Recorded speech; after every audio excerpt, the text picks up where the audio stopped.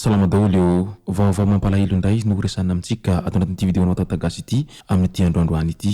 Tsy inona moa izany fa vaovao mahakasika ny fahalasana ny mpanakanto izay tena mbola tanora ary mbola ao anatin'ny vao misontrotra ity mpanakanto izay nandosiny fahafatesana tampoka ity. Tsy iza moa izany mpanakanto izany fa mpanakanto mahery izay tena mbola ao anatin'ny fahatanorana tanteraka amin'izao ankehitriny izao. Ka izay no tanterina amintsika ato anatin'ity vidéo anao tatagasy ity. Manasantsika rehetra hanaraka an'ity vidéo ity hatramin'ny farany. Aza dininy manao komantaira ambanin'ity vidéo ity mba ahafahana mandravona indray ny hevitra rehetra eny novatsika vidéo manaraka eo. Tsarovy ny milaiky ny vidéo antsika ary aza dininy zoraka izany hatrany miabony amin'ny chaîne antsika mba ahafahanareo manaraka tsy tapaka ny vidéo izay lefa any amin'ny sisy tao Tatagasy. Toy izao ny fanaovana azy. Tsy ampindrely isika fa avy hatrany tonga dia vavany. Ndao ary. Mampalahelo ny fiafaran'ny fiainan'ny zanak'olombelona satria raha vantany fao afaliana no natongavana teto an-tany ary afaliana no nandraisany ireo ray aman-dreny ny fahatongavany ireo zanany izay voateraka dia ranomaso no ifandaozana amin'izany satria matoa misy ny fahaterahana dia tsy maintsy misy ny fahafatesana.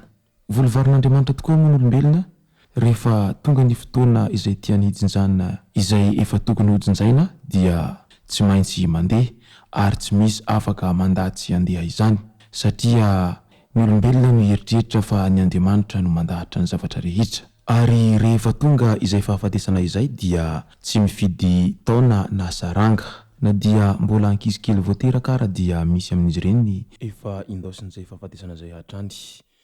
Na olon-dehibe io na olona mbola tanora rehefa tonga ny fotoana izay hatongavana izay fahafatesana izay dia tsy misy afa manoatra fa tsy maintsy mandeha. Misy fotoana ny olon-drehetra dia mieritreritra ary lasalasa saina amin'ny hoe fanahoana. Indraindray ianao ohatra ny te hanome tsiny an'Andriamanitra izany satria misy ireo olona izay tena mbola ao anatin'ny fahatanorana tanteraka nefa dia indaosin'izay fahafatesana izay tampoka dia tampoka tokoa. Ka izay no mampanome tsiny an'Andriamanitra indraindray fa hoe tena sao dia tsy rariny kosa izao hoe nefa moa efa zay ny fandaharana avy any ambony dia tsy maintsy mandeha fa efa tsisy afaka manoatra niza ary na dia manamboly ianao na mahantra rehefa tonga izay fahafatesana izay dia tsy maintsy maty foana ianao amin'izay.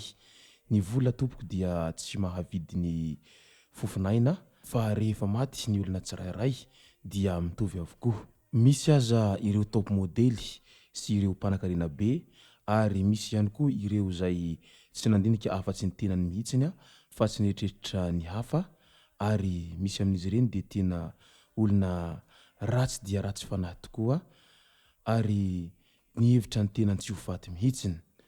Eo ihany koa ireo olona izay tena hita fa nanao asa soa ary tena tsara fanahy teny amin'ny fiarahamonina fa tsy misy afabela amin'izay fahafatesana izay tompoko. Ao anatin'izay trangana fahafatesana izay hatrany dia misy ireo olona dia tena mbola tsy tokony handeha raha ny fijirin'ny fiarahamonina azy nefa dia lasa tampotampoka eo. Tato ato izay dia maro ireo mpanakanto sy ireo artista isan-karazany no nindaosin'izay fahafatesana izay. Ka tao anatin'izay indrindra no nahatonga ny tenantsika tamin'ity androandroany ity ny resaka an'ity fahalasana ny tompoky lahy izay mbola tena tanora ary mbola tena eritreriny ao anatin'izay fahatanarana izay hatrany satria mbola vao 25 taona monja ny lehilahy dia izao nindaosin'ny fahafatesana izao. Tsy iza moa izany fa mahery izay mpanakanto tena mbola zandriny ary tena mbola kely dia kely raha izany 25 taona izany. Mpanakanto vao misonitra ny tenany ary nieritreritra ny ho avy mamiratra amin'izay lafin'ny zavakanto izay. Kinanjo anefa dia izao nindaosin'ny fahafatesana izao tsy nisy nanampo ary taitra daholo ny rehetra indrindra fa tao amin'ny tambazotra tsirairay Facebook tao raha naheno sy nahita fa lasa i mahery izay nindaosin'ny fahafatesana izay.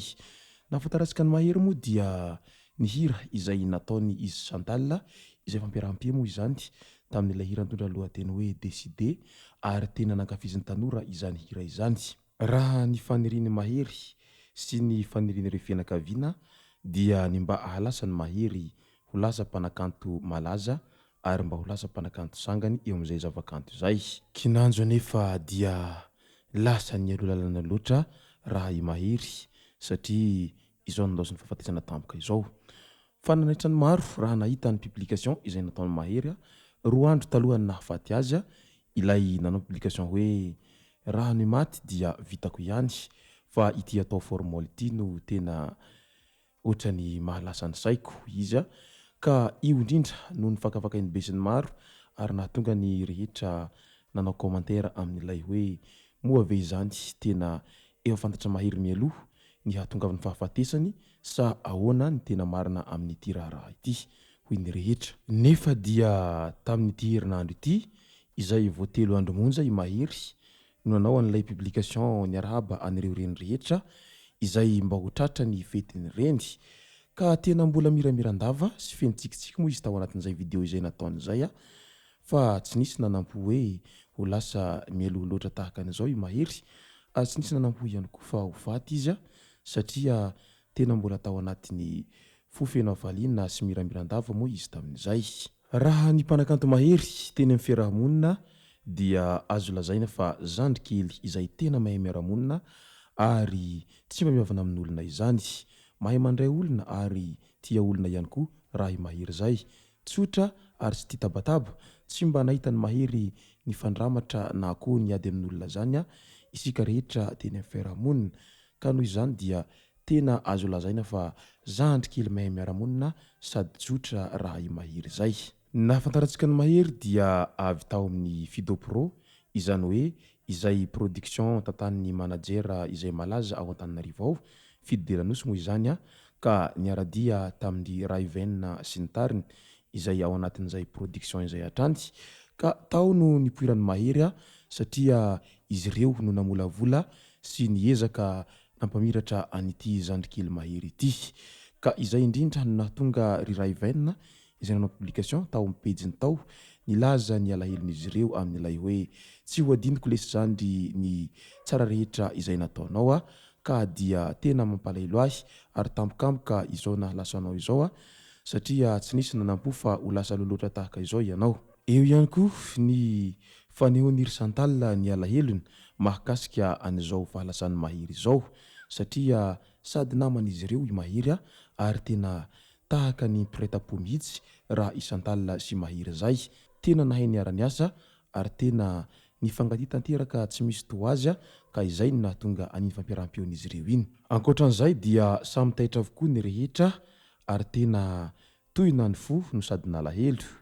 Misy aza ireo mpangafian'ny mahery tena latsa-dranomaso mihitsy raha naheno sy nahita an'izao fahalasan'ny mahery izao ka izay moa mahatonga izay avy aty Amoatahoata Gasy manao an'izao fankaherezana any fianakaviana rehetra izao ka aingane ka ho tsara levenana ny maty mirary fiononana feno ho an'ny fianakaviany manamanjo izay avy aty Amoatahoata Gasy. Aza misosoka lehilintsony tompoko ka izay no lahatra izay voasoratra avy ao ambony ao.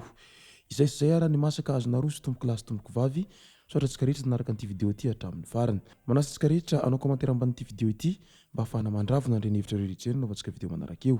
Tsarovy ny milike ny video antsika ary azadiny miabone amin'ny chaîne antsika mba ahafahanareo manaraka tsy tapaka ny video izay lefa any amin'ny sisy tao Amoatahoata Gasy. Tompoko lahy sy tompoko vavy mangasitraka dia mirary soa.